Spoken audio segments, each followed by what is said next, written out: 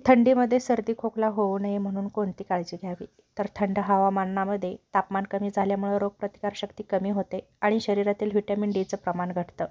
शरीर थंड झाल्यामुळे नाक आणि घशाला इन्फेक्शन जास्त होतं आणि अशा वेळी सर्दी खोकला जास्त प्रमाणात होऊ शकतो. यासाठी काही उपाय करणंही तितकंच गरजेचं आहे.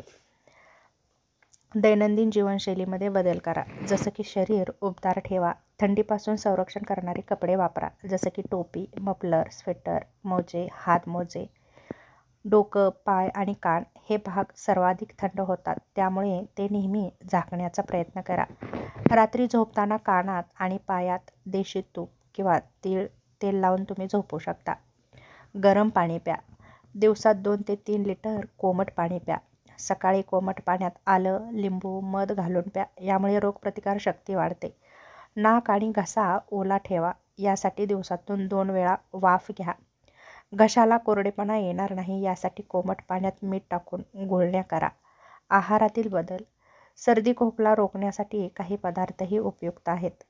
ते पदार्थ नक्की घ्या, जसं की आलं, हळद, तुळस, काळी मिरी, कधी मिरी. सर्दी खोकला थांबवणारे गुण याच्यामध्ये आहे.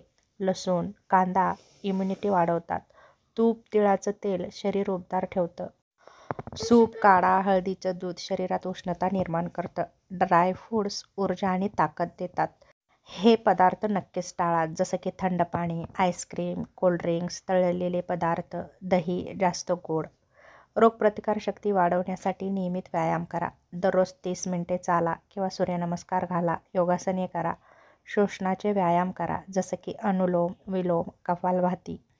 त्याचप्रमाणे सूर्यप्रकाशात दररोज 15 ते 20 मिनिटे सकाळचा सूर्यप्रकाश नक्की घ्या. त्यामुळे व्हिटॅमिन डी वाढतं. ताणतणाव कमी ठेवा. तणावामुळे रोगप्रतिकारशक्ती कमी होते. ध्यान, प्राणायाम, शांत संगीत ऐका. घरातील काळजी. घरात हवा खेळती ठेवा, पण थंडी थेट घरामध्ये येणार नाही याची काळजी घ्या. गरम पाण्यामध्ये कापूर टाकून तुम्ही वाफही घेऊ शकता. ओल्या केसांनी बाहेर जाऊ नका. खूप थंडी असेल तर मास्क वापरा. थंड हवा थेट फुफ्फुसात जात नाही. विशेष काळजी कोणी घ्यावी? तर लहान मुले, गर्भवती स्त्रिया, वृद्ध लोक यांनी थंडीपासून स्वतःचं संरक्षण करण्यासाठी विशेष काळजी घ्यावी. सर्दी खोकला टाळण्यासाठी तुम्ही घरगुती काढाही करू शकता, जसं की तुळशीची 5-6 पाने, आलं 1 इंच, दालचिनीचा 1 तुकडा, मिरी 4 दाणे, गूळ किंवा मध.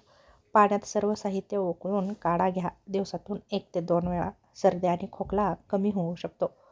थंडीच्या दिवसात सर्दी खोकला टाळण्यासाठी उबदार कपडे घाला, गरम पाणी प्या. त्याचप्रमाणे योग्य आहार घ्या, व्यायाम करा आणि वाफ घ्या. हे साधे नियम जर तुम्ही पाळले तर नक्कीच तुम्ही थंडीच्या दिवसामध्ये सुद्धा निरोगी राहू शकता आणि सर्दी आणि खोकल्याचा तुम्हाला त्रासही होणार नाही.